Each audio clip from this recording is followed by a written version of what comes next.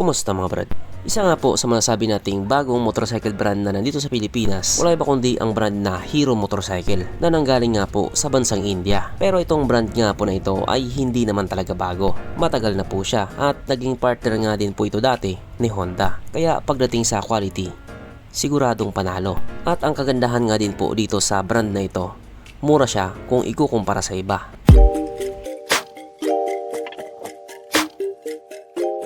Pero syempre bago tayo magpatuloy, kung bago ka pa lamang napadpad dito sa aking walang kwentang channel, huwag ka na mag-subscribe.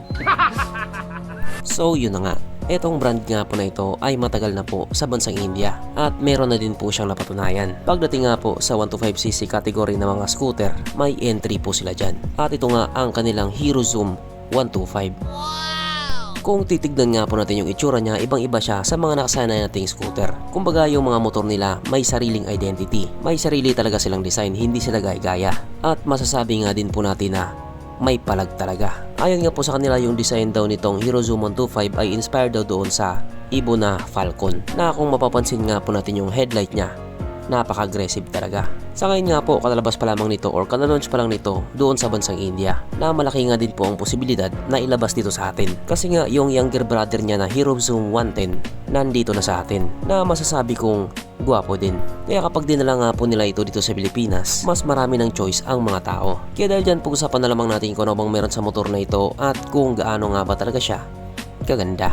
So ito nga po ang Hero Zoom 125 na mayroong 124.6 cubic centimeter engine displacement, 4-stroke single cylinder, single overhead cam with 2 valves, fuel injected at syempre ito po ay naka-air cooled. Position zone na click on 25. Pagdating naman po sa kanyang power, ito po ay mayroong 9.8 horsepower, 7,250 RPM, 10.4 Nm of torque at 6,000 RPM, na ayon nga po sa mga Indianong nakagamit sa motor na ito daw po ay kayang tumakbo sa bilis ng 90 km per hour. Pero kapag yan dinala sa Pilipinas, panigurado aabot ng 110 kph yan. Syempre, ibang usapan na kapag Pinoy na nakasampa.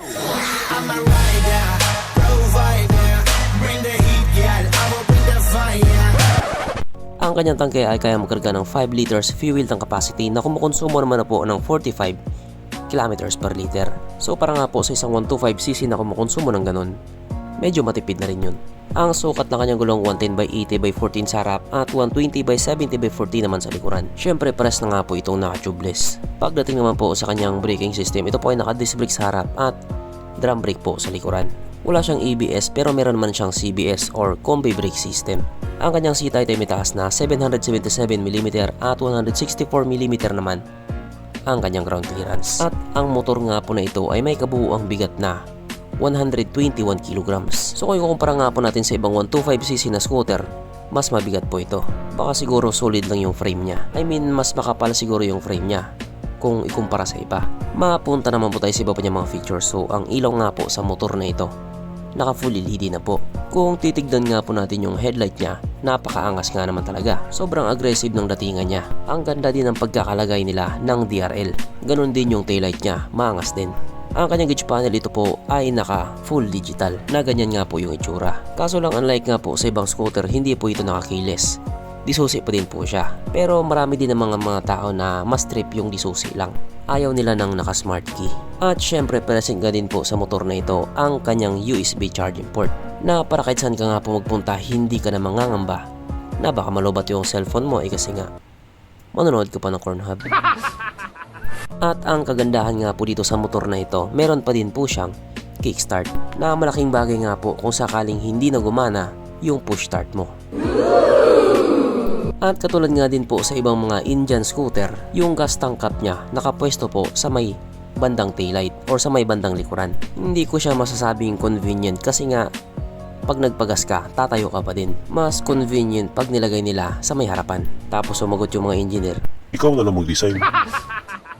pero dito, kahit saan nakapwesto to, napaka-convenient ito. Sapagkat nandito na nga po tayo sa exciting na part, ang kanyang mga suspension. So sa harapang bahagi nga po, ito ay ginamitan ng telescopic fork. At sa likuran naman, ito po ay gumagamit ng single shock absorber, na ayon nga po sa mga taong nakagamit sa motor na ito, maganda ang bounce.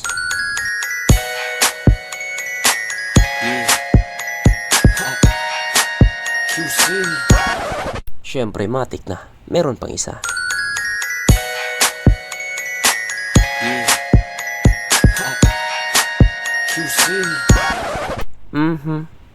Panigurado, wala na namang nalungkot. At dahil wala nga pong nalungkot, alamin na po natin kung present nga ba sa motor na ito yung tatlong pinaka-importanting features. So, una na nga po dito ang kanyang lagayan ng stallion. At good news mga brad, meron siyang ganon. Meron siyang lagayan ng stallion. Pangalawa, meron din po siyang sabitan ng pulutan. At oras na nga po para sa ating Red Horse Check, ang pinaka-importanting feature sa isang motor. At ayon nga po sa aking masusing pag-aanalisa, ang motor na ito ay kayang magkarga ng 2 kahong Red Horse.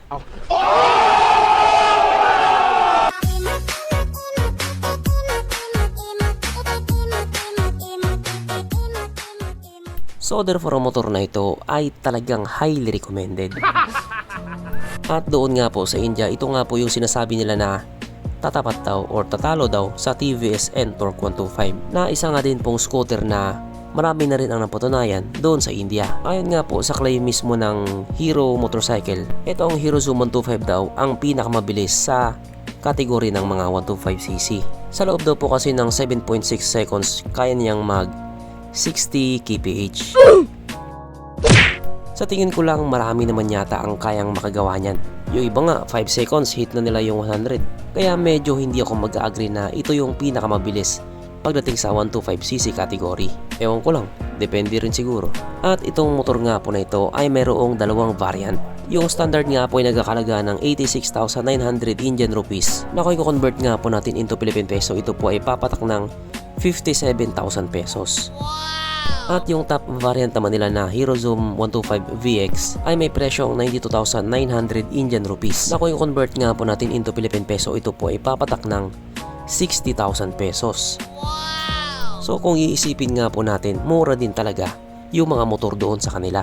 Yung Hero Zoom 110 kasi na nilabas dito sa Pilipinas ay may presyong 69,000 pesos. Mas mahal pa siya kaysa doon sa Hero Zoom 125 na nandoon sa India. Kung sa bagay, nasa Pilipinas nga naman kasi tayo, lahat nagmamahala na. Putang ina na lang yung mura.